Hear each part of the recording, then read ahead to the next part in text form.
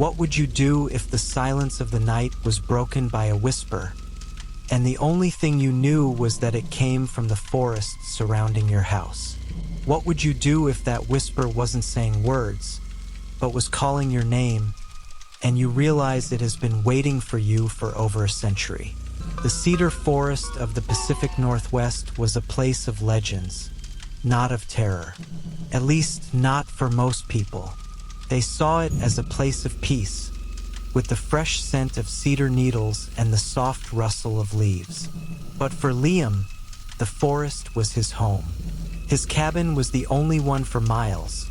A small, dark wooden house at the edge of the green expanse, a few hours' drive from Seattle.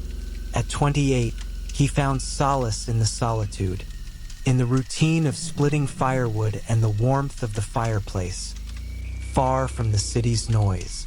Everything changed on a Tuesday, the first night of a new moon, when the darkness was so dense he could barely see his own hand in front of his face. As he read a book, a faint sound cut through the closed window. It wasn't the wind. It was a whisper, and it was singularly familiar. Liam stood up, curiosity overcoming fear. He pressed his ear against the glass, but there was nothing. That's when he heard it again. Liam, Liam. The voice seemed to come from everywhere, ethereal and genderless. It wasn't threatening, but it carried an unsettling familiarity, like the voice of a long-lost relative. Liam leaned in, his skin prickling. He opened the back door, the cold night air rushing into the house, and fixed his eyes on the dark edge of the forest. The whisper stopped. He felt ridiculous. It must have been the wind, the way it echoed in the forest. He convinced himself of it. But the next night, the whisper returned. And the night after that, always at midnight, always calling his name. It was always preceded by a strange, dry crackling, like brittle bones scraping against each other in the undergrowth. The discovery of the burrow. Liam's curiosity turned into an obsession. He started recording sounds at night, hoping to capture the voice, but the recordings only showed a sinister silence. The sounds seemed to exist only for his ears. One night, during the call, he decided to go to the source. He followed the voice, which seemed to move deeper into the forest, away from his house. The air grew colder, the smell of wet earth and moss stronger.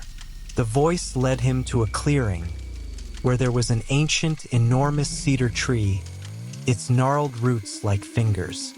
At the foot of the tree, there was a small opening, a dark, circular hole in the ground. The smell of something old, musty, and strangely sweet hung in the air. The whisper, which had previously seemed to be everywhere, now seemed to come from within that hole. Liam hesitated. Instinct screamed at him to go back, but curiosity propelled him forward. He knelt down, his heart pounding in his chest. He reached his hand into the darkness. His fingers touched something soft and fibrous, like old fabric. He pulled. They were pieces of a journal, the pages yellowed and disintegrating. He turned on his flashlight and illuminated the first page. Written in elegant but shaky handwriting was a date, 1912. The pages spoke of a man, Elias, who moved to the forest to escape the city. He began his journal entry in the same way Liam began his new life. And then, the entries became increasingly strange. Elias spoke of a voice that called him, of a whisper in the darkness. Asterisk, the whisper calls me, Liam. It knows my name. It's as if it's always been here, waiting. Liam read the phrase aloud, his heart stopping. The journal knew his name, but the man who wrote it, Elias, lived over a century ago. The next pages were almost illegible, with frantic scribbles and notes. The last words Liam could decipher were, asterisk, I can no longer resist. It wants me to go in. I will, and maybe then the whisper will stop. I will leave my journal, so the next one will know. I pray to God. It won't be long now. The turning point. Elias's journal seemed like a warning. It was a story identical to Liam's, an echo from the past. He got up, panic taking over his body. He threw the journal back into the hole and fled. He ran back to the safety of his cabin, the sound of rustling leaves behind him now replaced by that dry, bone-scraping sound. He locked all the doors and windows. He sat on his couch, the fireplace warming him, but a deeper, existential cold enveloped him. At midnight, the whisper returned. Liam, Liam. This time, the voice seemed stronger, closer. It was no longer in the forest. It was in the house. He looked at the corner of the room.